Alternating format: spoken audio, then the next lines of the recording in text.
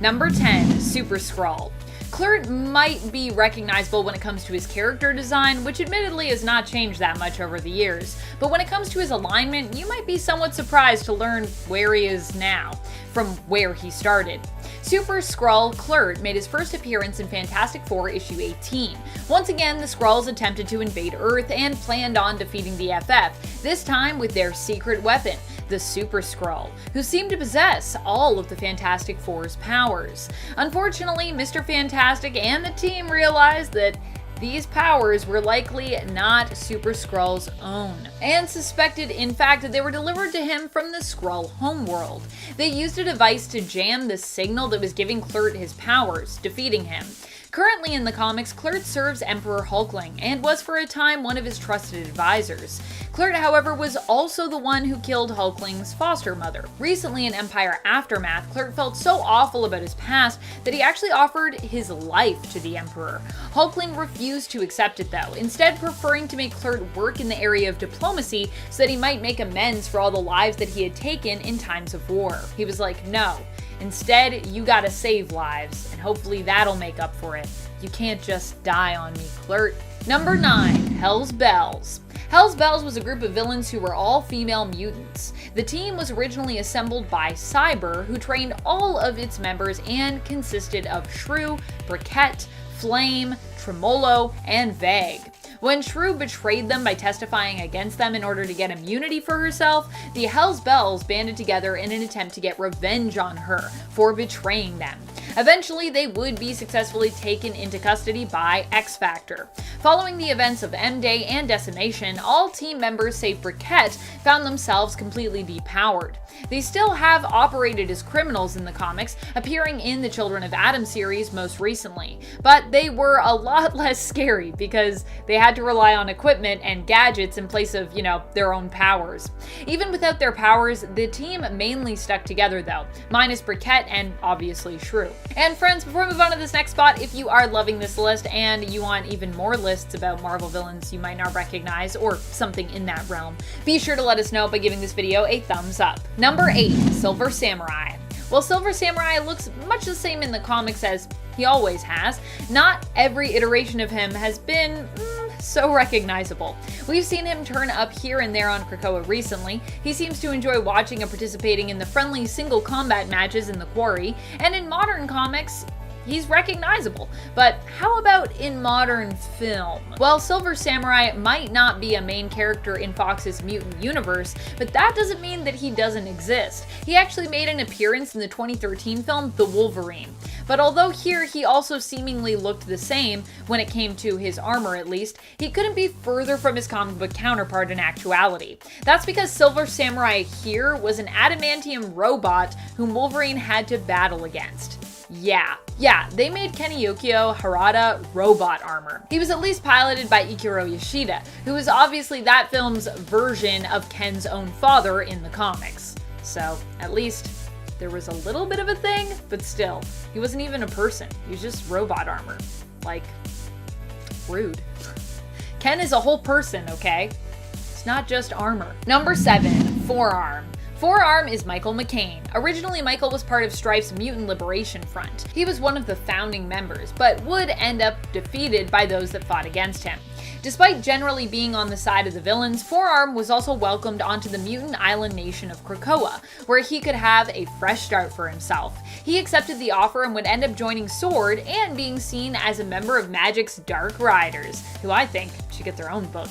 However, on Krakoa, he looks a bit different from his initial appearance, where he decidedly was showing a lot more forearm and had much less shirt. Forearm's mutant power is that he has 4 arms. Get it? Get it? His 4 arms. And now he wears shirts. Good for you, Forearm. Good for you. Although you can also not wear a shirt. You can not wear a shirt if you don't want to wear a shirt. Like, I'm not going to pressure anyone to wear shirts if they don't want to, or Vice versa, I'm not gonna pressure anyone to like not wear a shirt if they're like, I like my shirt, let me keep my shirt. But I do like his new design as well. His new outfit is pretty cool. And at 6, Superman. Calvin Ellis, the Kryptonian named Kal-El, also known as Superman, is a Kryptonian president of the United States on Earth 23. On this Earth, he became Superman in addition to being the president. It is likely that he's native to Vathlo Island due to his reference to the word Vathlo. He operates from the White House, where Brainiac serves as his personal computer and even covers for him when he's out doing stuff as Superman, and has recently made another appearance after Infinite Frontier, helping Justice Incarnate protect the multiverse, or I guess the Omniverse. Calvin Ellis was based on Barack Obama, the 44th president of the United States. Prior to being elected though, he once joked on TV that he was sent to Earth from the dying planet Krypton by his father Jor-El. He was later added to Final Crisis number 7 as a version of Superman. Writer Grant Morrison confirmed that the character was intended to be Barack Obama, and much like Obama, he's back when we needed him the most. So, glad this version of Kal-El is back. Halfway through into number 5, Firestorm. Firestorm is the name used by transmuted people that were mutated by the Star Labs particle accelerator in a specific manner, who end up becoming the Nuclear Man. The first duo to form Firestorm was Ronnie Raymond and Martin Stein, but after Ronnie's death and Martin Stein's failing health because of spending a significant amount of time unmerged, Team Flash were able to track down Jefferson Jackson to substitute for Ronnie. And for anyone who knows Firestorm as Ronnie Raymond, you'd certainly be confused as hell while watching Legends of Tomorrow, at least if you didn't watch Flash first and understood what was going on. Since Jefferson, as far as I can tell, was a character created for the show since they killed off Ronnie Raymond. I believe that they did this because they wanted to use Firestorm in their planned spin-off for Legends of Tomorrow, but knew that Ronnie as a character would not be willing to abandon Caitlin again after being separated from the love of his life for so long already. So in essence, they had to kill him off to use Firestorm in Legends, which is unfortunate, but I guess kind of understandable. In at 4, Wild Dog. On the night that Damien Dark was killed, Renee called Child Services and asked to see his daughter, only to be rejected multiple times. After seeing Dark's death at the hands of the Green Arrow on TV though, he was inspired to take justice into his own hands, so Renee began acting as a vigilante, which really isn't gonna help you get your daughter back, dude. However, his antics were disapproved by the Green Arrow, who warned him to stay off the streets, but of course Renee didn't listen, and this is most of his character. When starting out, Wild Dog's costume was probably the most accurate in the Arrowverse. However, in season 6, his upgraded suit was very much not an upgrade according to some fans. Like, I get that you want comic accurate suits, I understand that, I do too, but the inability to let characters evolve and grow in the show or movie or medium that they're being presented in is very confusing to me. Like, yeah, start off with something comic accurate, but then move on to something else, because I want new stories. I want an adaptation. I want to see new spins on these characters. If I wanted everything to be comic accurate, I'd read the comic again. Like, I don't know what's the point. Like, why would you want so many things to be exactly the same? Why don't you just want cool stories, like more things that these characters can do that doesn't rely on any of the previous history? I liked his season 6 suit and was disappointed when he actually went back to his original one. However, that was in part due to his equipment being locked up after being confiscated by the FBI, so they made a good reason in universe as to why he went back to his old one, but it seems more realistic that he'd have the other one, because, you know, a jersey isn't really bulletproof. Getting close to the end, in number 3, Green Lantern. First appearing in Far Sector number 1 from January 2020, Sojourner Jo Malign is a member of the Green Lantern Corps. She's assigned to a sector so far from O that she's not sure if it's even been numbered, and she just refers to it as the Far Sector. After the first 2 months that she was at City Enduring, Jo had a relationship with Sins of the Cliffs, a Na female, which didn't work out very well and they preferred to continue as friends. And she recently became involved with Marth of the Sea, a Na male. Jo is also a reader of the website Tales of Our Own, a parody of the fanfiction site of Our World Archive of Our Own. She's also a fan of anime, so basically, just an awesome person turned into Green Lantern. But if you say Green Lantern, people typically think of Hal Jordan or maybe even Alan Scott. But Jo Malign is certainly another one that we should add to the roster and keep our eyes on, especially because her suit is pretty sick. Penultimately, in at number 2, Roy Harper. When Roy Harper became a Black Lantern, I honestly felt like it was the biggest changing design for any character in the Black Lantern Corps, especially since it happened recently in Infinite Frontier, and he's alive. Following the events of Death Metal, a number of heroes and villains were brought back to life in the Infinite Frontier era. Among them included Jade and Arsenal, with the latter returning with all new powers. After being tracked down by the multiversal bounty hunter Extract, who was previously Green Arrow's powerless sidekick, punched them with a giant black energy blast, revealing that he'd taken on the powers of a Black Lantern. However, Black Lanterns are usually reanimated from the dead by their ring, while Harper is very much alive. While trying to sort all this out, Roy tries talking to the ring to get some answers, which ends up revealing that his daughter Leanne is still alive. Unfortunately, when he asks the ring to show him where she is, instead ends up saying where Darkseid is, and he's transformed into a monster and changes, his symbol changes to like an omega symbol like Darkseid, and then he flies off. And finally, in at number 1, Swamp Thing. The new Infinite Frontier version of Swamp Thing is certainly something else, and it's really interesting. Known as Levi Kamei, after visiting his home and family in India, Levi grew connected to the green, becoming the new Swamp Thing. He's still learning to grasp his power and what it means to be the avatar of the green, but holy shit, his appearance is one of the most nightmarish Swamp Things I've seen. He's like the Hellspawn version of Swamp Thing. Like Black Lantern Swamp Thing, but still green. Yeah, like kind of like that. Just like, Jesus Christ. If I hadn't been told that this was Swamp Thing, I would actually kind of have no idea. I would think that it's something that like Swamp Thing spawned, or like a hell version of Swamp Thing. Like, it's actually horrifying and the stuff of nightmares. I used to make a lot of top 10 scary lists for top 10 gaming. Now it's all just FNAF. But this is probably the scariest thing that I've had to talk about on this list, or in a list in general, for a very long time. Except for William Afton's constant resurrections, but I'm sure none of you care about that. I know I don't, so I can only imagine how annoyed you are by me bringing it up. That's right, you thought you were safe watching Top 10 Nerd? So did I! But no, it's taken over my life, and that means that you have to deal with it too. So does Chris. Number 10, Deadpool. Deadpool has gone through phases where he was fully cured of his power set and even pretty once more in the comics, like back during Daniel Way's Deadpool run, looking completely normal but without his healing factor. But the most startling shift when it comes to Deadpool's appearance has to be between his on-screen adaptations. That's right, we're talking about the comparison between Deadpool's cinematic debut in the X-Men Origins Wolverine film and his own self-titled film franchise. Although oddly enough, both roles feature him played by Ryan Reynolds. The two adaptations could not be more different. Thankfully in Deadpool 2, Wade manages to fix Cable's temporal dial. Using this device to time travel, Wade is not only able to save Vanessa, who initially died at the beginning of that film, but is also able to clean up the timelines by killing the previous version of himself, who is also known as Weapon 11. It should also be noted that in X-Men Origins Wolverine, Deadpool appeared fully as a villain, as opposed to the lovable mess of an anti-hero we've come to know him as within his own film franchise. Number 9, Raquel. Raquel. I never know how to say this name, but I'm pretty sure it's like Raquel. How do you say Skrull names? That's the question. For some reason, probably because she had been gone so long, Raquel, aka the Skrull Empress, aka Emperor Doric VIII / Hulkling / Teddy Altman's grandmother, was completely unrecognized when she returned. Raquel was revealed to be alive and well, and also sleuthing it up as she impersonated Tynalth the Pursuer, an elite member of the Kree forces. And apparently Raquel had been impersonating Tynalth so long she had in essence created her persona and basically was her. Raquel had actually been plotting and planning in secret, putting in place all the pieces to bring together the Kree and Skrull Empire, uniting them in an alliance in order to ensure her grandson was the one to rule over the now allied empire, as we saw in Empire. That's the name of the event, so not to be redundant. It was an empire, but it's spelled Empire with a Y because it's a whole other thing. And yet when she was revealed in that event to be the one revealed as the Skrull pretending to be Tynalth, many Marvel fans actually needed to crack open their comic history books and review just who exactly she was, with many people mistaking her for Veranki, the Skrull Queen.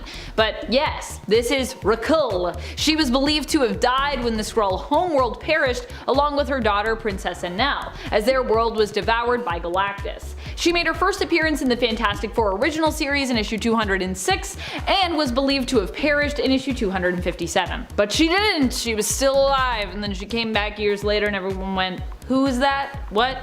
Veranki? What? Not Veranki, two different people. Number 8, Kraven the Hunter. You might think you recognize Kraven, but do you really? After all, the current Kraven that you've seen turning up in the current Beyond storyline of the Amazing Spider-Man series is actually none other than Kraven's last son.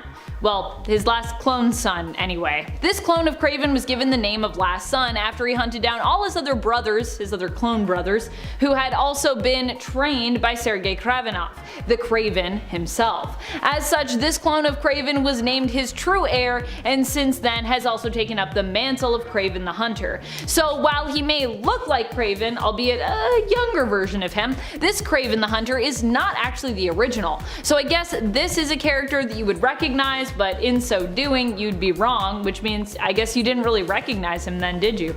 This version of Kraven made his first appearance in the current run of The Amazing Spider-Man, which started in 2018, first appearing back in issue 16 as the Last Son. Number 7. Xemnu. Xemnu made his first appearance in Journey into Mystery in issue number 62. We learned that Xemnu was actually a prisoner and a criminal who was retrieved and accidentally revived by a human and electrician named Joe Harper. Xemnu would go on to become known as Xemnu the Living Hulk, and would also prove to be a powerful cosmic, psionic, and all-around bizarre enemy to the Hulk and the Hulk family in time. Initially, he clashed with the original superhero powerhouse team known as the Defenders. Xemnu in his first appearance has brownish or reddish fur, but currently has reappeared in the comics with white fur, making him look kind of like a space yeti. You may not recognize him because you forgot him, or because he's just so weird, or it could be just because of this change when it comes to, you know, his overall fur color. But yeah, he's got different, I guess he dyed his fur? I don't know. What happened there? Number 6. Thanos. Thanos might look very similar to his initial appearance in the comics, and also looks quite similar on the big screen, but he's seen a pretty big change when it comes to what he's up to recently. In the comics, that is. In the MCU, he's mainly dead and gone, but there is a chance perhaps that he could return. Who knows? Not only have we now met Star Fox or Eros in the MCU, but in the comics, Thanos has become the new Prime Eternal, and as such, their new leader. That's right, this guy just went from being the baddest supervillain around to leader of a superhero team. Although we'll have to see where the Eternals' alignment is in the comics following the events of Avengers vs. X-Men vs. Eternals War, because that's probably gonna be crazy. Also, I don't even know what the Eternals is really doing in that mix, but I'm here for it. I'm here to check that out. Number 5. Rhino. Rhino was given a completely new look for his appearance in the second Amazing Spider-Man film. Honestly, Rhino is a hard villain to do in live action, I feel like, so I'm not surprised with the direction that they went with, but also, what a weird direction to go in for that character, considering what they're actually supposed to be like in the comics. In the comics, Rhino is Alexei Sistovich, who is genetically altered and then bonded to a suit of armor that increases his strength and durability. Basically, he's given like a mechanical rhino skin, but like the skin. The armor was modeled after a rhinoceros, as they are known in nature for being relentless when it comes to their assault and extremely hard to defeat due to their tough hide. Rhino, however, has never been known for being very smart, which makes him fairly easy to defeat usually, which seems to be the same idea when it came to his cinematic counterpart. However, the whole design for this character was definitely different than the comic book counterpart, whose armor was much less neck-like or robotic and is more like just the tough hide of a rhino. Really, he kind of just looks like a guy in a rhino suit in the comics. Also, Alexei is just super jacked in the comics, and his cinematic counterpart didn't seem so jacked. He was just like a guy in a suit. Of course, Alexei does get a lot of his jackedness as well from his whole rhino thing, but he also, I think, was jacked still to begin with, I'm pretty sure. He's just more jacked. Number 4, Legion. Legion has a new look in X-Men Onslaught Revelation. This one-shot is kind of like the bookend for the Way of X limited series if you were checking that out, which I personally haven't read all of, but I will say the parts of it that I have read have been strictly excellent, so I would recommend Way of X to anyone that's interested. If you like the idea of pondering the why in life and beliefs, and you enjoy philosophical prose, this is really a great series for you. In Onslaught Revelation, Nightcrawler, Legion, Pixie, and Dust come together to try and defeat the resurrected Onslaught, who has been slowly returning with each resurrection, residing as pieces in the minds of all mutants. In order to help in the fight against Onslaught, Legion makes his mind a safe space for all mutants to come through, in essence also fully connecting with Krakoa and kind of becoming a sort of hive mind if necessary. As such, he gets a redesign, though he still gets to keep the wild shape of his hair that we've all come to recognize recognize so well and that I've really come to love. Legion, moving forward after the defeat of Onslaught, will also keep this look as he becomes the newly created religion's church. That's right, Legion is the church. He's the building. In essence, people can come into his mind to worship, find community, and seek sanctuary. It's like a nice safe space for people to come and just like be and feel good. It's awesome. I love that Legion is the church. I just think that's great. Number 3, Donald Blake. Donald Blake ended up becoming a villain recently in the comics, which is a pretty big change for a guy who was once also the mighty hero Thor. Donald Blake used to be Thor's human form, but in reality was kind of his own person, or he kind of ended up becoming his own person. He was created by Odin to be a human host for Thor, but after Thor died at the hands of the serpent, Blake became separated from Thor and became his own separate entity. Eventually, he would end up going to the Enchantress for help, only for her to use him to make her own villainous creature referred to as the Keep. Basically, she killed Donald Blake and then used his blood to make the Keep, and we haven't seen the Keep in a while, but I'm sure he's out there somewhere. After Amora and the Keep were defeated by Thor, Blake was laid to rest, living on as a disembodied head in a dream world that was crafted for him. Well, living on as a person in the dream world, but he was just a disembodied head. But he was asleep, so he was dreaming. Eventually, though, Blake came to realize that this world wasn't real, and awoke from his dream, seeking revenge on all Thors across the multiverse for what had happened to him. And don't worry, he wasn't just a head then. He had a body then. He would end up being defeated by 616 Thor in the end, and then made into the God of Lies, as per Thor's brother Loki's suggestion. Thor was like, what do we do with this guy? We shouldn't kill this guy. He's Donald Blake. Loki's like, nah, let's make him the God of Lies. Seems to fit considering everything Donald Blake has been through. Number 2, Taskmaster. Taskmaster is Anthony Masters and is known for being an unstoppable foe. He can master pretty much any skill he can observe. Some would say he's a taskmaster, which makes him a deadly opponent. In the Marvel Cinematic Universe, we were also introduced to Taskmaster, but the character was changed somewhat for the film in which they were introduced, Black Widow. Instead, Antonia Dreykov, the daughter of General Dreykov, the man behind the Red Room, was Taskmaster. When Black Widow left the Red Room and became an Avenger, she believed she had killed Dreykov, sadly also having to kill his daughter, who basically led them to their target. She was a casualty of the explosion, intended to kill Dreykov himself. Instead, Antonia was actually badly injured and ended up surviving, but her face was permanently scarred. She then became Dreykov's weapon, having studied the moves of the Avengers and having their fighting styles basically uploaded into her brain, allowing her to mimic all their various moves and making her a hard opponent for Black Widow to defeat. Quite different from the comic book version, but still really cool and badass as an alternate version of the character, I think. Number 1, Cyber. Cyber has come a long way when it comes to his look in the comics. Granted, Cyber has also come back a lot of times, so I guess it kind of makes sense that he would look different.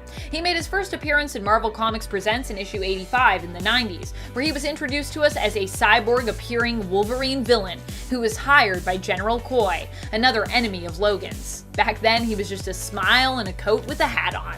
Currently, however, his design is much different, and he doesn't even go by the name Cyber anymore, instead being known as Hornet in the comics in his newest body. So we're all familiar with Trapster, right?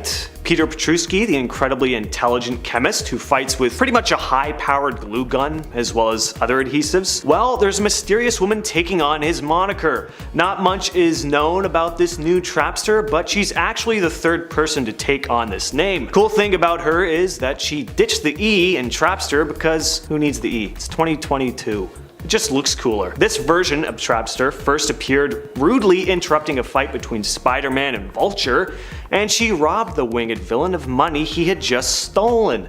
This may have seemed like a good thing, but she didn't give the money back. She's now a member of the all-female crime syndicate, the Sinister Syndicate, having been recruited by Beetle. Number 9, Sin Eater. Sin Eater is Stanley Carter. While his costume may have remained somewhat the same, actually pretty much the same, his appearance more recently in the comics drastically changed after he was resurrected by Kindred, who were actually revealed to be the twins. The twins being Sarah and Gabriel Stacy, who in turn were revealed to be clones created from the genetic materials of Gwen Stacy and Norman Osborn. So, not their naturally born offspring. Yay. Then Sin Eater died, then was resurrected again. The second time Stanley was brought back after he'd taken his own life, he appeared in a zombie-like state, making him almost unrecognizable from his usual appearance, barring the fact that his costume has remained pretty much the same since his first appearance. Although, after rising from the grave the second time, his costume is pretty tattered, so I really think some people might have been like, who dis? So, as we stated before, there is a new channel we have out now called Most Amazing Top 10 Anime, so if you're into that sort of thing, give us a follow and subscribe. We're putting out videos every day. This next master of the hunt is the ruthless son of Sergei Kravenov, simply known as Kraven the Hunter, the last son of Kraven. Sergei Kravenov, the original Kraven, wanted to carry on his legacy, so instead of having more children, because that would just take too long, plus he already has a daughter, he decided to create a whole lot of clones of himself, 87 to be exact, and attempted to train them in the ways of the hunt. Well, this current Kraven got his title by murdering all his brothers, which, hey, if you want to prove you're the apex predator, killing 87 clones of Kraven the Hunter is a great way to start your career, isn't it? He also saved the skulls and brought them before his proud dad. The son made his dad even more proud when he strangled his father to death while he was disguised as Spider-Man, thereby breaking his curse of immortality. The son has now taken on his father's moniker, Kraven the Hunter, as well as his actual name. Good job, buddy. Number 7. Kane Parker. Kane Parker was initially a clone of Spider-Man who, yes, was considered to be, kinda evil. Chiefly because Kane didn't have any qualms with killing people, leaving them with his mark of Kane, which typically was used to kinda like burn the face of his victims. And also because he had long hair and was more moody than Spider-Man, which is a feat because Spider-Man's a pretty moody dude. In reality, the mark of Kane was actually just Kane using his spider climbing like little hooks on his hand, as we saw showcased visually in the Sam Raimi Spider-Man trilogy, to burn his victims' faces. Kane was also seen as evil because he was mentally unstable, having been a defective clone who was rapidly deteriorating, which basically affected his mind. However, Kane is now known as Scarlet Spider and has a completely different look and attitude when compared to his original appearance and presentation in the comics. While still being, you know, somewhat edgy because he's still Kane, he's definitely still more of a hero now in the comics than he ever was before. Number 6. Norman Osborn. While you might currently recognize Norman Osborn in terms of his appearance, when it comes to his actions and his alignment, you might not. And in modern comics, Norman has also gone through a couple dramatic redesigns and makeovers in recent history. At one point, Norman gets plastic surgery to completely change his facial appearance, reinventing himself as Mason Banks and becoming the head of Alchemax. There's even an unmasked point where we were all kind of like, wait, who's that? And then he's like, I changed my face, but it's me, Norman Osborn, aka also Mason Banks. He also has been the head of Hammer and his own Dark Avengers, and for a time posed as their version of Iron Man, tarnishing the mantle of Iron Patriot, and more recently, a depowered Norman bonded with the Carnage symbiote, allowing himself to use the Goblin Serum once more, but ultimately being driven insane by that whole experience and believing himself to actually be prime Carnage host and serial killer Cletus Cassidy. Now sane again, however, and seemingly purified by the Sin Eater, currently in the comics, Norman is on a path of redemption, having gained a new lease on life and being cured of his usual villainous intentions.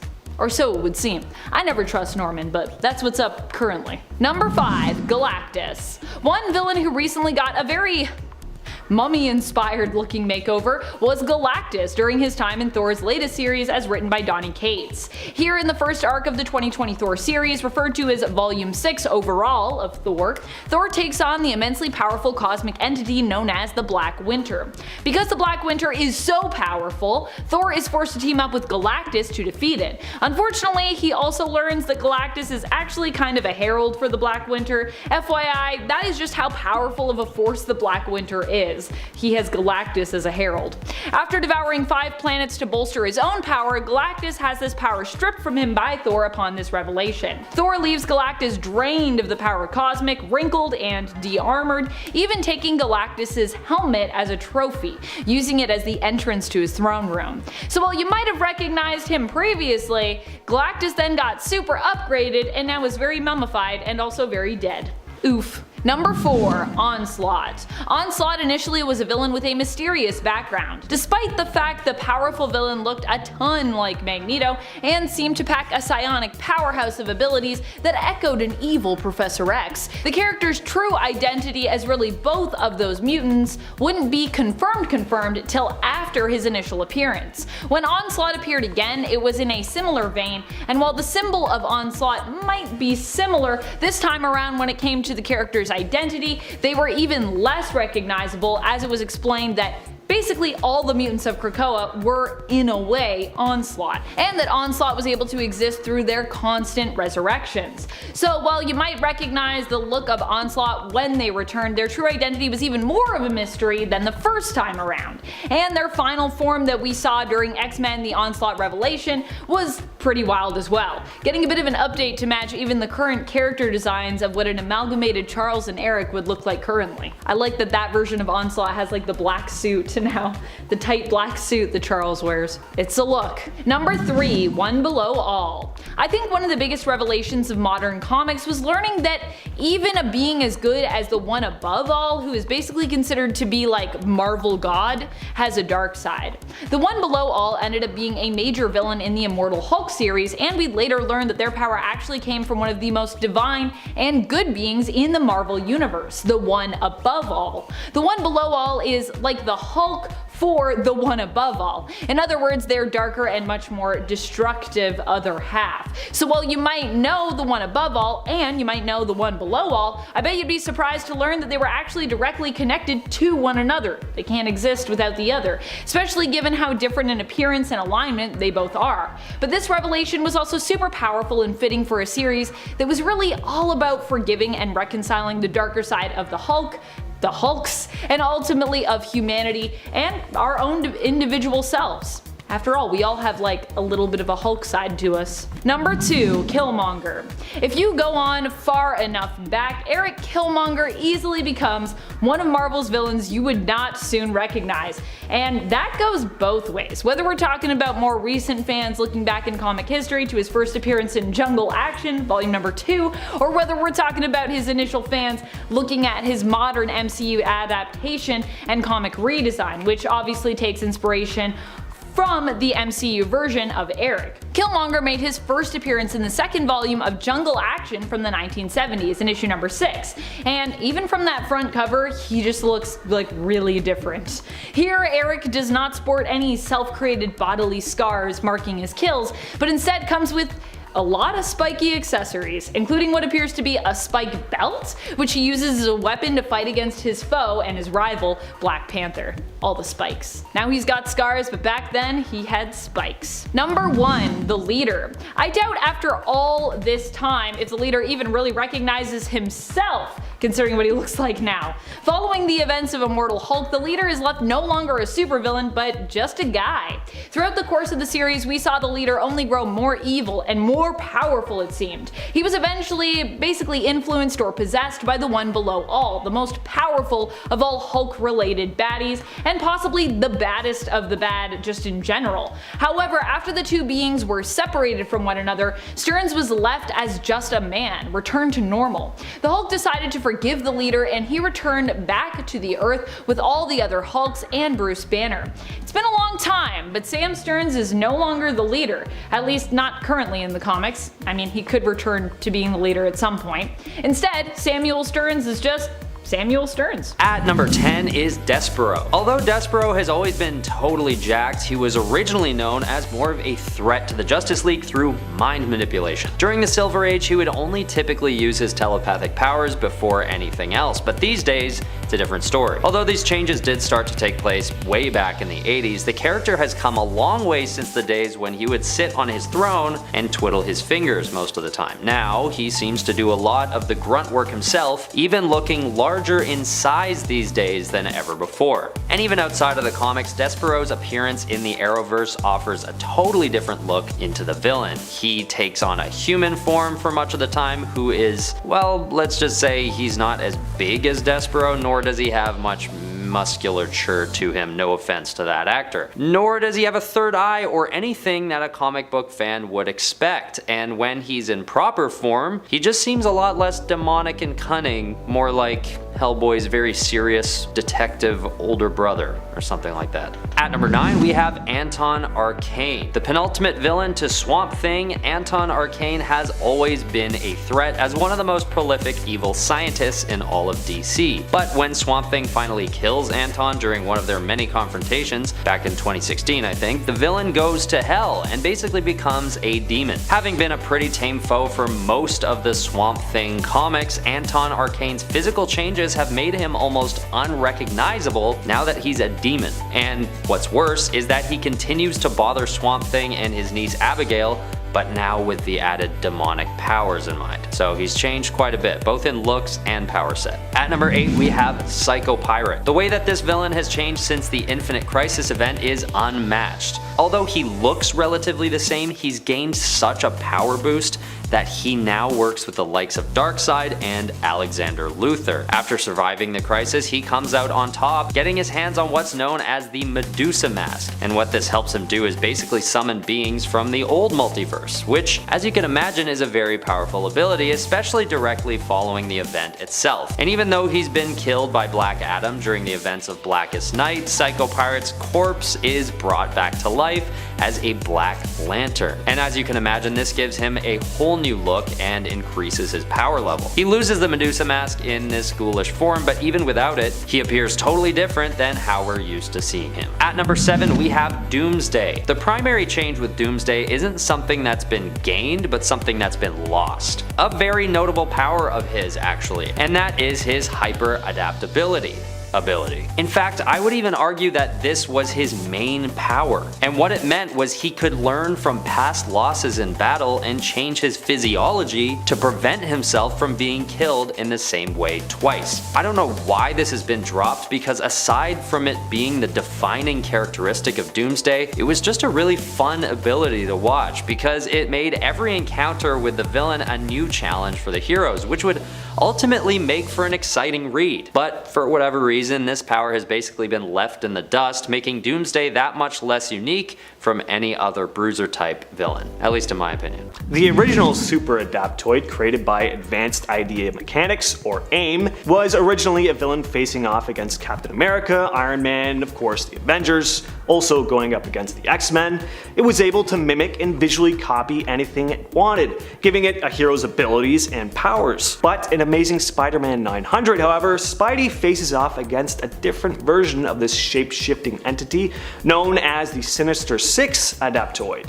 This version of the character sports a brand new look, most prominently featuring Doc Ock's tentacles, but there are other visual elements in the character's design as well. The Sinister Six Adaptoid is an amalgamation of sorts of, you guessed it, the Sinister Six, having the abilities of Doc Ock, Vulture, Kraven, Mysterio, Sandman, and Electro. The Sinister Six had been captured by the Living Brain, and their powers and sentience combined to form the villain. So if you thought these guys were strong on their own, imagine going up against all of them at once. Spider-Man actually needed help the real Sinister Six in order to take this abomination down. Go figure. Also, I love when villains like team up with the hero just to because they both hate the same person. It's just fun. Number 5. Electro. The main Electro we've known for years is Maxwell Dillon, but there is a new Electro on the scene. This new Electro is Francine Fry. She was once the accomplice and love interest of Max, who died as a result of her love for him, and her obsession with villains and kinda her lust for them. While Max's powers were less in his control, Francine threw caution to the wind and decided to kiss him. Their kiss would result in her being electrified to death. However, she'd later be revived by Ben Reilly, operating as villain the Jackal, as part of a plot to help control Electro into basically doing his bidding. Turns out the DNA Reilly used to resurrect Francine in clone form was actually a mix of Maxwell's and her own as a result of that kiss, allowing her to harness and absorb electricity, chiefly the power of the suit that a depowered Max had at the time been given. Kissing Max once more, Francine absorbed the suit's powers, accidentally killing him in the process and becoming the new Electro. Max has since been resurrected, so now even even more confusing, we have 2 Electros technically running around. Up next, we're taking a look at Richard Fisk, now known as the Rose. The son of Wilson Fisk, aka the Kingpin, Richard would boast about how rich and powerful his father was, thinking he was just a highly successful businessman. Now, even if that was the case, like, come on, don't go around boasting about your parents' accomplishments. Live your own life. Well, that's exactly what Richard decided to do. Upon discovering his father was actually the kingpin of crime, Richard faked his own death and took on the moniker of the Schemer, attempting to take down his father's empire. The two would eventually reconcile after Richard felt bad about putting his dad into a coma. Fair enough. But this brings us to Richard's next moniker, the Rose. He now sported a purple mask and kept a rose in his front pocket and worked under his father, but secretly wanted to dismantle the Kingpin's organization from within. After killing a policeman in a shootout, however, Rose just realized he was a bad dude and aligned himself with his father again, but then changed his mind and wanted to take over Kingpin's organization again. Just kill your dad or don't, man. It's a decision we all have to make at some point in our lives. Number 3, Grey Goblin. Gabriel Stacy has been known by a few different names throughout the years, and has also had his backstory somewhat altered. Initially, we knew Gabe Stacy as Grey Goblin, and later as American Son in Age of Heroes. Originally, he was introduced to us as the son of Norman Osborn and Gwen Stacy, who basically had a secret love affair which resulted in the birth of 2 twin babies, Sarah and Gabriel. However, when Gabriel and Sarah were revealed to be the mysterious demonic villain returning from hell, known as Kindred, we learned that they were actually never really the natural born children of Norman and Gwen, thank goodness, but instead were clones that Harry Osborn had made, using their genetic material to get back at his father, tormenting him and making him think the 2 were really his children, when actually they weren't. It was all Harry's plot. Ha ha ha. Not only did Gabriel have a completely different look as Kindred, but he also got a completely different backstory that explained away all the weirdness of his and Sarah's original origins. Which, I mean, thank you for that, because wow, that was bad. It's not good. I don't want Norman to sleep with Gwen. I'm not here for that. This next baseball player turned villain is known as Frederick Myers, aka Boomerang, and he's gone through several changes, having worked under criminal organizations like the Sinister Syndicate, as an assassin, going up against a number of heroes, and of course, Spider-Man. So how did this boomerang-wielding baddie change? Well, he ended up aiding Black Widow, Maria Hill, and the Champions in their fight against Hydra, and cut a deal to get a full pardon for all his past crimes. That's pretty sweet. He later became Peter Parker's roommate in an attempt to get closer to Spider-Man as he was attempting to find the pieces of the Lifetime tablet.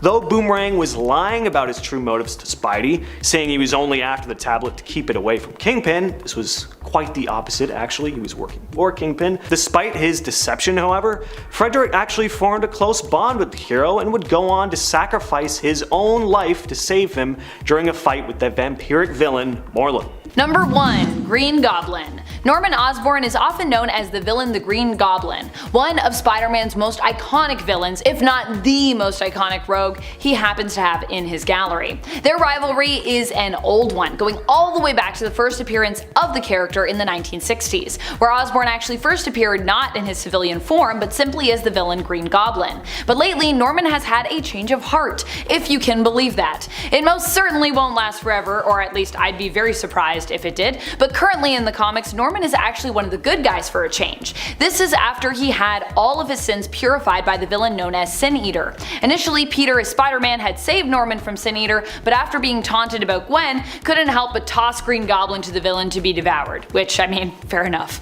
But instead of perishing, Norman survived the encounter, no longer driven by madness, guilt, or rage. Having been purified, he was seemingly given a new lease on life, and currently remains one of the few villains purified by Sin Eater to stay that way. At least, so far. Kicking off the list at number 10, May Parker, Earth X. Venom from Earth 9997, aka May Parker, is quite unique when it comes to taming the symbiote. In Jim Krueger's Earth X run from 1999, May Parker chose not to keep her fantastic abilities passed on to her a secret. She embraced them, which is something I would do, I think. She was actually trained by Uncle Matt Murdock that is, to use her spider sense as if it's a radar.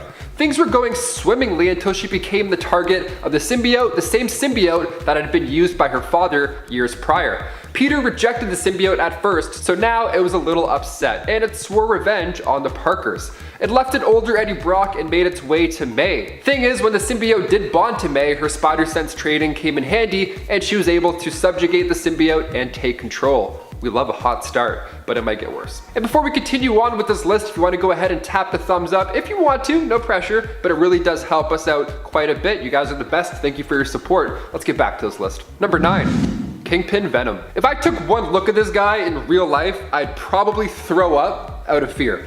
Wilson Fisk, straight out of Earth TRN 421, appeared in the 100th anniversary special Spider-Man issue 1 back in 2014. A rich guy who wants power. Where else to look than to get your fat sausage fingers on a symbiote? That's exactly what Kingpin did. In fact, he upgraded it. That's right, he added techno-organic improvements to the symbiote that gave him access to any and all tech on the planet. And that includes your recently deleted, so you might want to go check those are gone. When Eddie Brock and Peter Parker were duking it out, they both came to a conclusion that they should just destroy the symbiote. But that's when Kingpin came along and kidnapped the two. Great idea, guys, just a little too late. I love Kingpin Venom. When he's chasing Peter down, he's controlling tech and using it against him. It really is the worst case scenario for Pete. Peter managed to escape the beast by luring him into the woods and starting a fire. There he was able to get the symbiote off of him. See, normally forest fires are a thing you try and avoid, but in this case, with the whole tech stuff, I think we can all agree it was Peter's only choice. You get a pass this time, Pete. Number 8, The Punisher. Taking a peek into the What If series, Volume 2, Issue 44 to be specific, we find the Venom symbiote taking over Frank Castle rather than Eddie Brock. This was the most people the Punisher has ever taken out in one run. It is extremely violent. I mean, right off the bat, Frank finds Rocky Vance, a guy robbing investors with his inside trading, a guy who is about to take over the electronics industry, and now he doesn't have a face. Awesome. So after this, people obviously start to freak out, guns are drawn, and Punisher Venom starts to figure out just what is it he can do. Webbing? Okay, cool. Can it do bullets? Okay, good to know. The symbiote tried to take over Frank's body, but Frank vowed to end his own life if that was the case. So that's how he remained in control. That's the golden rule. Just put your life at risk and then the symbiote will play along. Just don't tell Don Fortunato that. Number 7, Venomsaurus Rex. Oh, what? Okay. A Venomsaurus Rex can be seen in the pages of Old Man Logan, and while it's a spectacle on its own and really doesn't need any more explaining to be cool, I'm going to explain it a bit more, because it's cool. Old Man Hawkeye actually gave us a little bit more of a backstory for this goopy nightmare in issue 6. So we see the T-Rex before its alternate version is born, just a regular scary old T-Rex. Now, it swallows venom, and for a hot moment, the daring duo believe they've actually gotten off the hook. Imagine if the Venom symbiote bonded with one of those long neck dinosaur boys. Honestly, I think any dinosaur would be terrifying, but the T-Rex, I'm shook. At number 6, we have Dr. Octopus. Something that the less avid readers may not know about this villain is that he's been going back and forth between heroism and villainy for some time now. And not only that, Otto Octavius has recently taken on the mantle of Spider-Man, donning the superior Spider-Man armor outfitted with the mechanical arms and everything. He's also been taken over by Venom recently, as well as the Carnage symbiote. Although he's known to be back to his evil ways and his classic suit in 2022, there is no telling if he'll jump back into the Spidey suit once more. He's already gone back and forth a number of times, even in the last few years, so I wouldn't be surprised if he did it again. At number 5 is the Green Goblin, aka Norman Osborn. As if this villain wasn't enough of a contender for Spidey to deal with before, he actually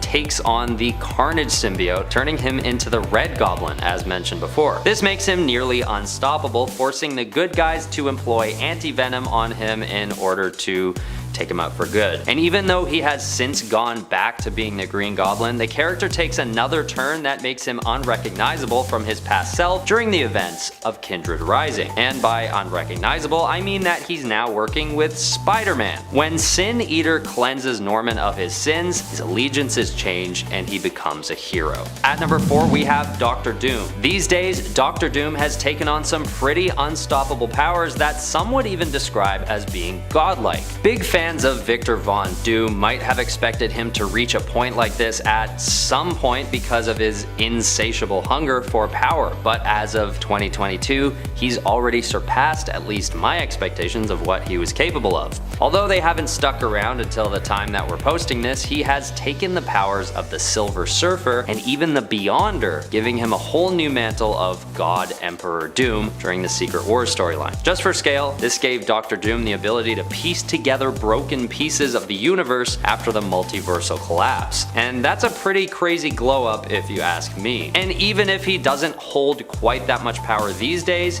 having had that ability has changed the character forever, if you ask me. At number 3 is Darkseid. Originally introduced as a nearly unstoppable supervillain and one of the most powerful in the whole DC universe, Darkseid's powers have been dumbed down quite a bit since then. Although he appears the same, his immense power level just isn't the same these days as it always was. For example, his eye beams were originally meant to kill his targets in one hit, but these days, they don't by any means take out their targets in one hit. He used to be almost unbeatable, but it seems like heroes are making easier work of him than ever as of late. This is probably a result of him appearing more often in the comics, because if he'd kept his same unstoppable status, his appearances would have to be regulated, or else our heroes would be out of commission in the blink of an eye. At number 2 is Anti-Monitor. Another case of a villain getting nerfed. Anti-Monitor's gotten it bad these days. If you thought Darkseid got taken down a notch, just think how much room there would be to do the same with Anti-Monitor, because he is, after all, the most powerful being in the DC multiverse. Just to get an idea of what I mean, back in the day, Anti-Monitor takes out multiple universes alone before he reaches ours, and then once he does, it takes a hell of a lot to take him down. In fact, it became one of the most notable moments in all of the DC comics when they did, because it was so difficult. But when he returns from his defeat and joins the Sinestro Corps, he just seems to be in a totally different echelon of power, a lesser one, to the point where the Justice League can take him out on their own these days, which is just weird to see for fans who knew his power level back in the day. At number 1 is the Batman Who Laughs. Enough with the downgrades, because this guy's change is a glow up if I've ever seen one. These days, the Batman Who Laughs has gained so much power that he's known to be basically godlike, and he finds these new powers in the place that he comes from, the Dark Multiverse. After finding a Dr. Manhattan powered Batman in the Dark Multiverse, the Batman Who Laughs gets his mind transferred into the body of that hero, acquiring the greater part of Dr. Manhattan's abilities, but with the sinister touch of his usual self as well. The only way that he's able to be taken down is when Wonder Woman finds a way to match his power level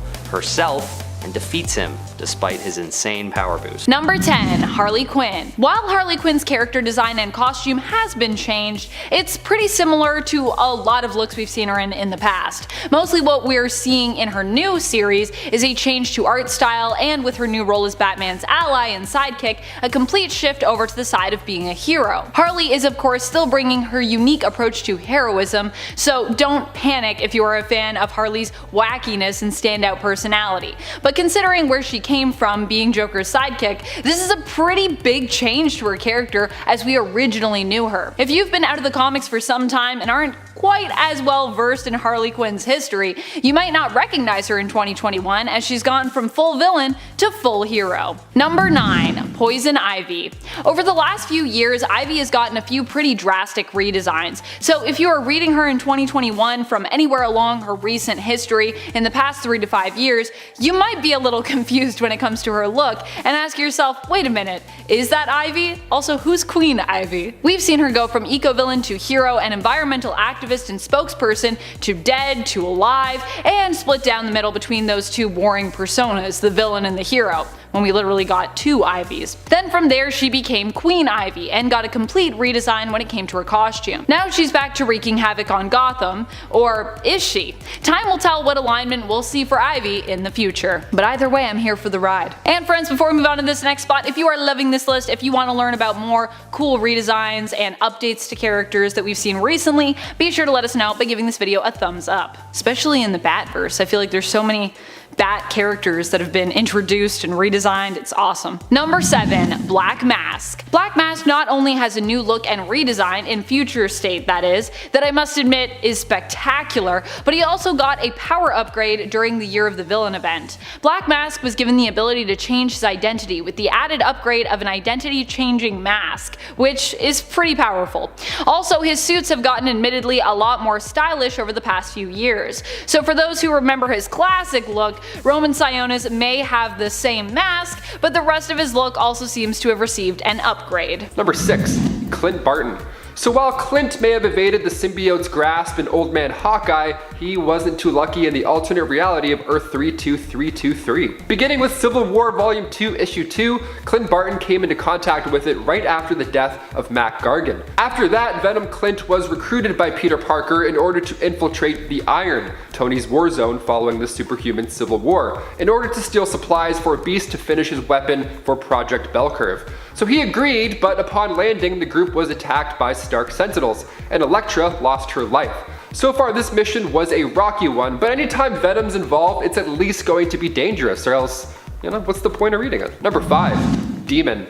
Great name. Coming in hot from Earth 5101, Pavitar Prabhakar made his first appearance in Spider-Man India Issue 1.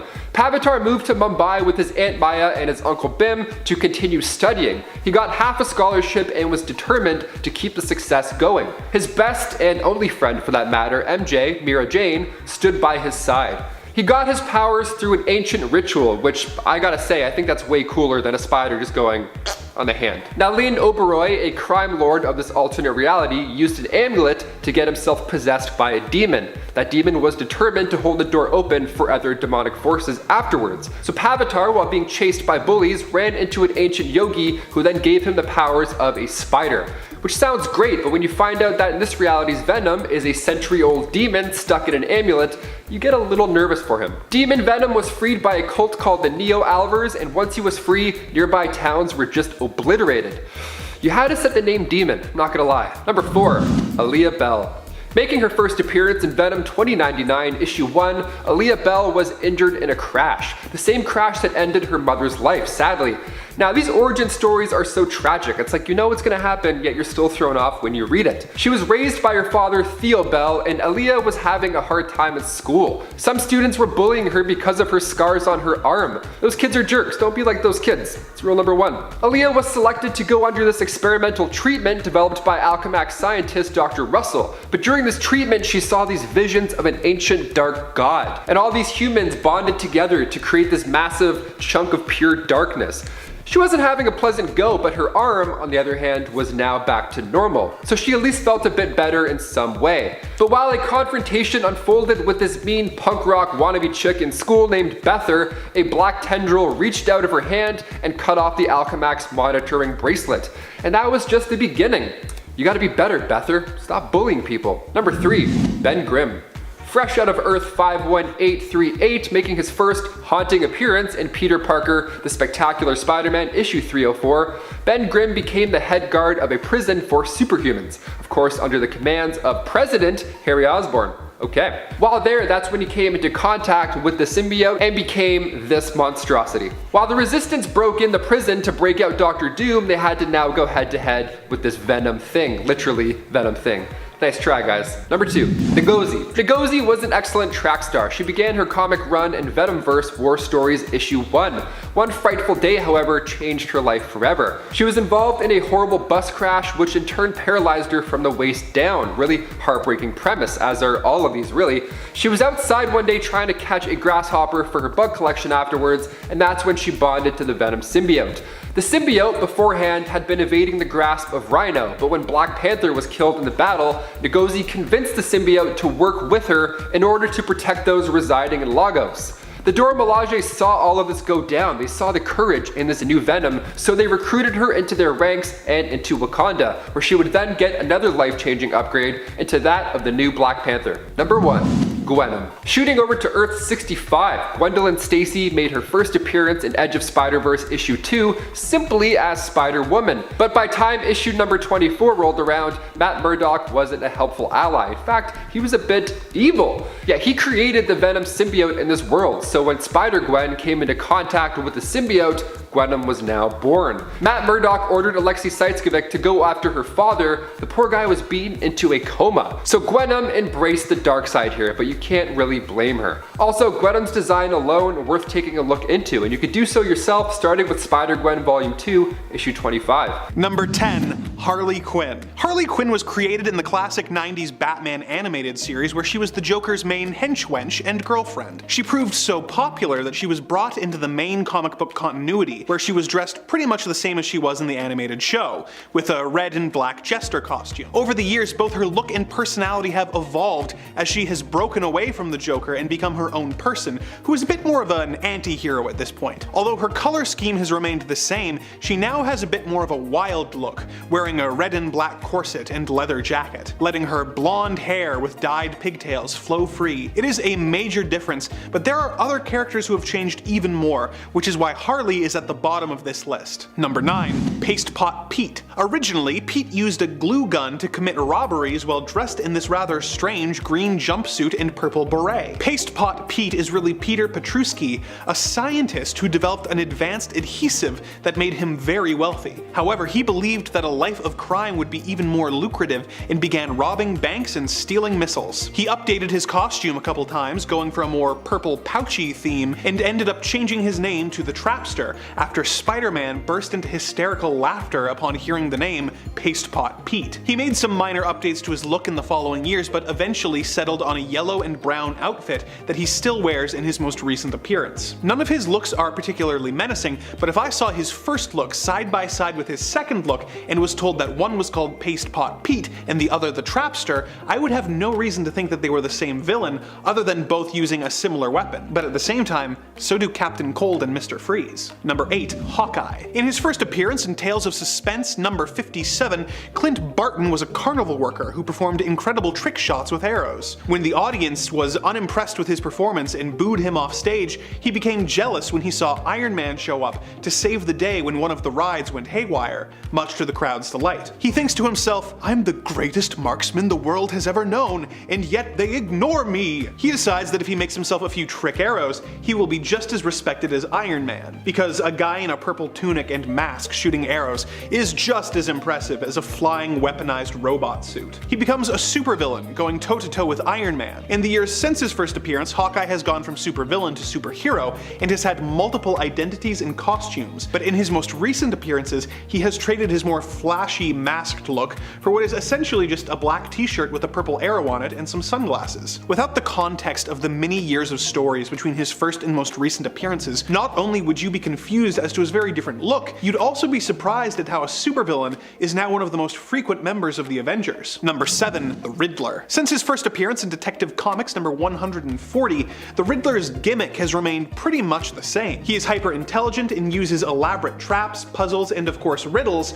to prove that he is smarter than the Batman. His look has remained pretty consistent across media, with him wearing a green spandex bodysuit covered in question marks for much of his career. Other times, when he's feeling dapper, he wears a green suit and bowler hat. This has been his look in almost every comic, and when he was first adapted for live action in the 1960s television show, Frank Gorshin's costume felt ripped right from the pages of the comics, with him alternating between the spandex and green suit looks. When Jim Carrey took over the role for Batman Forever, it was very much the same. Even when the character showed up in Gotham, he was pretty faithful to the character's original look. However, when Matt Reeves decided to take a more grounded approach to the character in the recent The Batman movie, he had Paul Dano's Riddler in an unrecognizable style. Gone were the spandex, and in its place was a green raincoat and a winter combat mask. You know, it's funny, when I watched this movie with my parents, they hadn't seen any of the marketing, and when Riddler showed up in the opening moments of the film, it wasn't until they saw his first riddle that they realized who he was. It's a bold new look for a bold new take on the character, but if Riddler shows up in a sequel, I wouldn't mind if he went just a touch more classic with his look now that he's an established villain. I mean, there's nothing really that heightened about a guy wearing a green suit jacket. Number 6. The Freezes. That's right, not only does Freeze get a new redesign, but he also gets a huge change in the fact that he was joined by his family, becoming a little supervillain fam jam unit all their own. 2 separate units really. In the main continuity, Mr. Freeze was given a serum by Luthor that allowed him to make his long-lasting wish come true. He was able to revive, cure, and become reunited with his frozen love Nora, who also ended up joining him in a life of crime.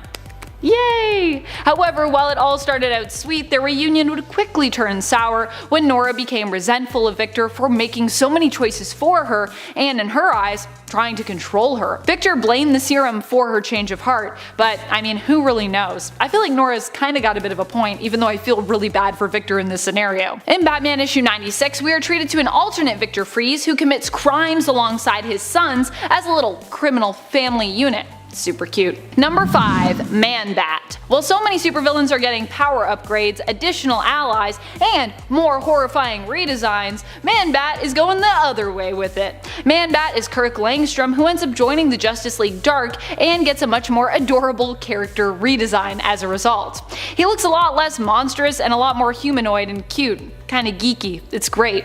He even wears a bow tie. Ah! This is likely a redesign meant to symbolize Man-Bat having tackled some of his personal demons and his move more towards a heroic role as opposed to a completely tortured soul and uncontrollable monster. Number 5. Scarecrow. Scarecrow already looked pretty terrifying in the comics, but now he looks intimidating as well. Very intimidating. Not just maniacal and crazed. We got a fresh look at the Scarecrow redesign in previews for Infinite Frontier, and then in all his glory in the actual comic itself in issue 0. Here, a Scarecrow appears to wear a gas mask with straw or sticks coming out of his head, almost like a crown. He is armed with long fingernails or claws at the end of his gloves, evoking a sort of Freddy from Nightmare on Elm Street feel, especially as these claws seem to be directly connected to vials of fear toxin, which have tubes connecting to Scarecrow's headpiece? That's what it looks like to me. I think the idea is possibly that Crane is producing the fear toxin himself from his own mind and sending it down to these vials to be dispersed whenever he manages to scratch an enemy with one of his needle-pointed claws. All in all, it's a pretty intense look that might leave you asking who this character is, but kind of in a good way, as I consider this redesign to be an upgrade to the villain. Number 4. Catwoman. Catwoman in Batman Earth 1 has come in with a wild new look that will leave you floored. I mean, you will admittedly still recognize her, just not as the Catwoman that you're used to seeing. This version of Catwoman, instead of wearing her typical black or dark purple catsuit, looks a lot more noticeable and bold by comparison in terms of her design, especially for a thief. Here we see Catwoman donning a purple crop top and hot pants with striped thigh-high socks. She still sports a purple color motif at least though, so that helps with the recognition. Also, she has a paw print belt buckle and a cat mask, a literal cat mask, and she's got a cat on her shirt. Still, this look and redesign for the character is definitely very different. Very unique, I would say. Number 3. Bane. Really, Bane's daughter goes by the alias of Vengeance, but she definitely looks and seems to be following in her supposed father's footsteps.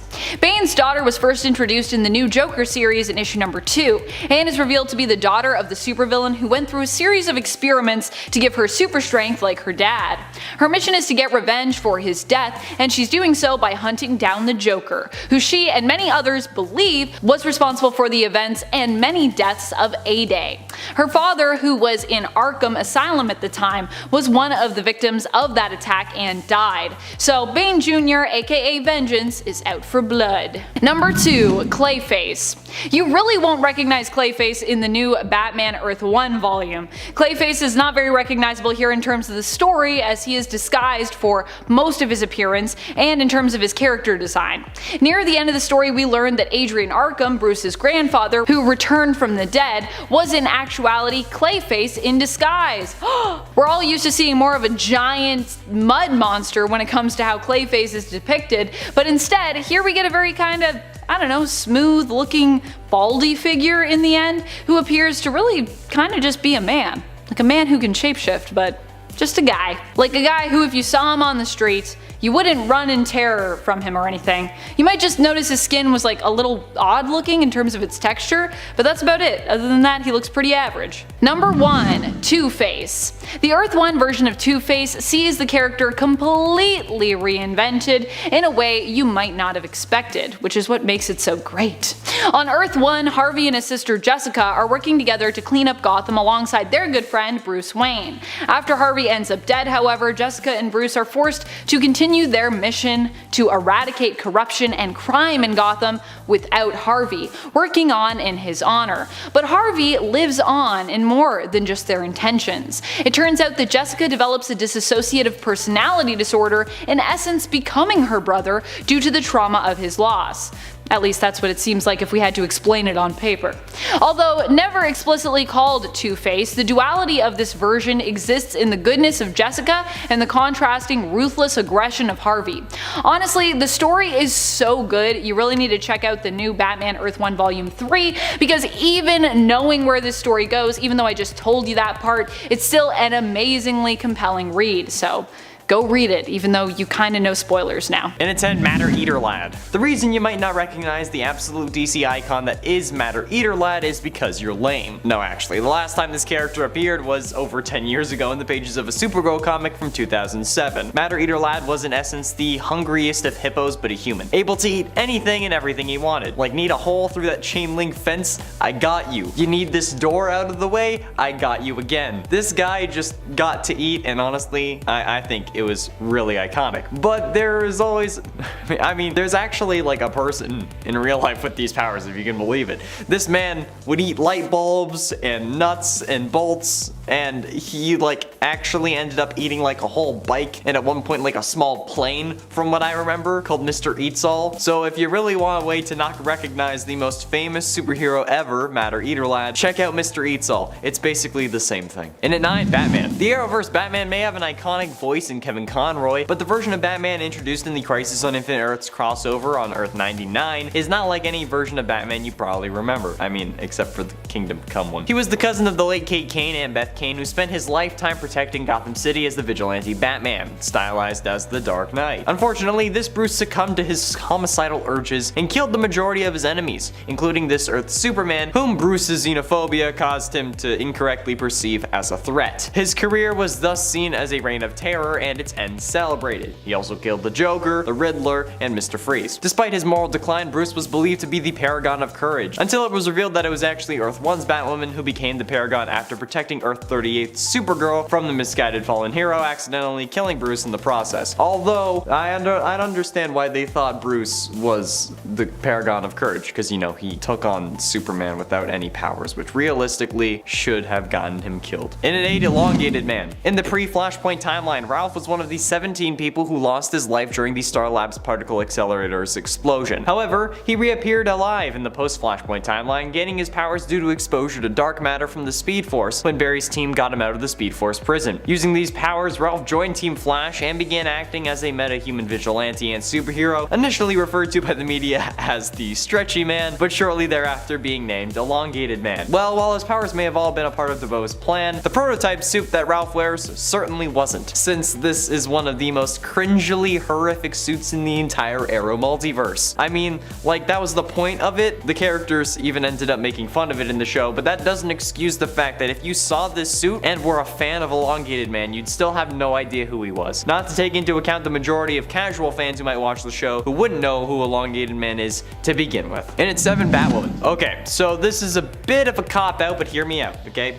Kate Kane is Batwoman, no news there. But after season 1 of the Batwoman show, the actress playing Kate, Ruby Rose, left the show for at the time undisclosed reasons, later revealed to be horrific working conditions for not only her, but the crew as well. So, they replaced her with Ryan Wilder, a new character who would take on the Batwoman mantle since Kate left Gotham. The latter returned, but with a new actress and the explanation that she had been disfigured when her private jet exploded. So honestly, in the most serious definition of the phrase, you wouldn't recognize her if she hadn't been introduced as Kate. Plus, she eventually gets brainwashed and turned into Cersei Sionis and given an entirely new face, so yeah, you won't recognize this version of Kate Kane. Number 6. Metallo. John Corbin was a very minor Superman villain who first appeared in Action Comics number 252 in 1959. In this story, he was a regular man who was in a car accident before being transformed by a scientist into a robot covered with foam latex which looked like flesh. He was given a kryptonite-powered heart, and he soon clashed with the Man of Steel. In his first appearance, he's just a guy with a pencil mustache wearing a suit, and there's nothing really notable about him. In fact, he dies in his first appearance. Once the New Earth continuity began, a revamped version of the character was introduced with probably his most iconic look. He was still a regular-looking guy, but usually his skin would soon get torn off, and he would be seen as a menacing metal skeleton, not unlike the Terminator. In more recent appearances, he's in a more bulky mech suit with glowing green components. He is quite an underrated villain, but if you saw the current version or the skeleton version next to the original guy in a suit version, you'd have no reason to suspect all three were the same character. Number 5. Killer Croc. We got our first look at Waylon Jones, aka Killer Croc, in Detective Comics number 524. In this version, he had a medical condition that gave his skin a rough, scaly appearance,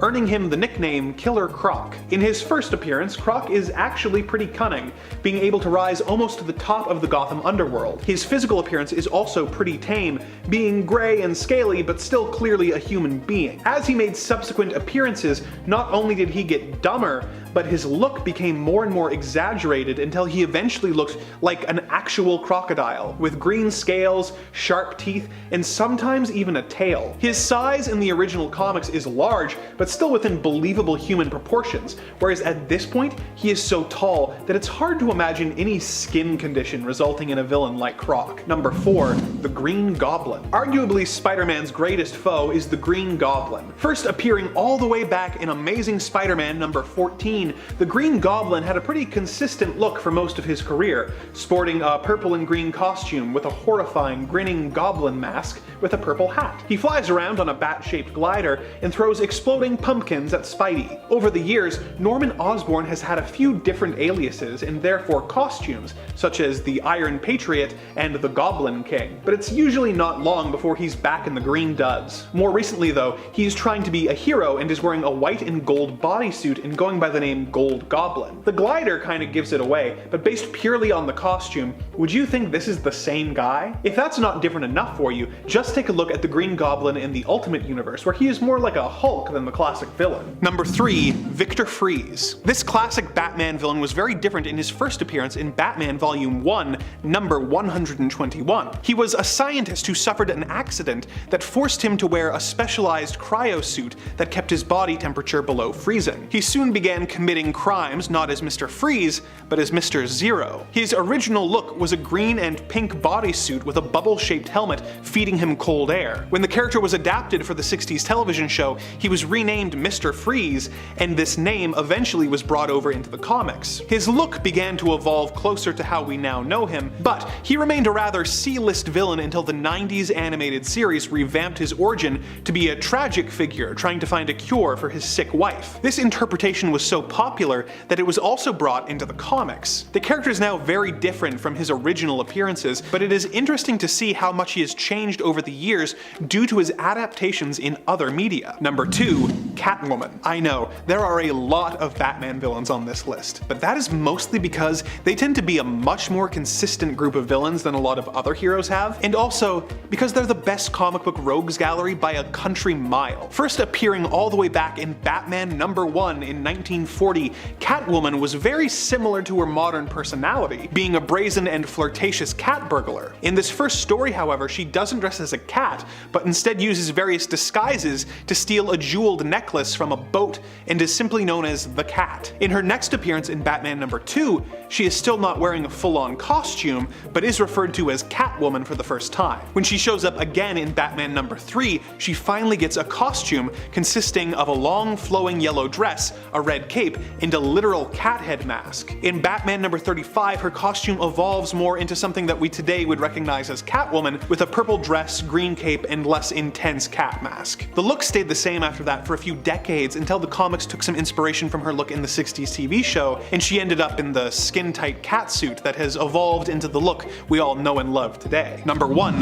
Thunderbolt Ross. For most of his history, since Thaddeus Thunderbolt Ross first appeared in Incredible Hulk number 1, he has remained pretty much the same. He's an angry mustachioed general obsessed with capturing or killing the Hulk. He stayed this way for decades, being a constant antagonist in the Hulk stories, but the status quo changed in 2008 when he joined the group of villains known as the Intelligentsia, who helped transform Ross into the Red Hulk. Since then, Red Hulk has been both villain and hero, but if you saw the original Ross next to the Red Hulk, you would have no reason to suspect that they are one and the same.